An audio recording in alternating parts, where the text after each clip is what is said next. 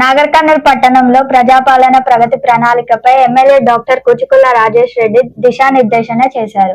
99 రోజుల ప్రణాళిక ద్వారా సంక్షేమ పథకాలని ప్రజల్లోకి తీసుకెళ్లాలని, వార్డులో పరిశుభ్రతపై ప్రత్యేక దృష్టి సాధించాలని సూచించారు. ప్రభుత్వ లక్ష్యం ప్రజా సమస్యలు పరిష్కరించడమేనని స్పష్టం చేశారు.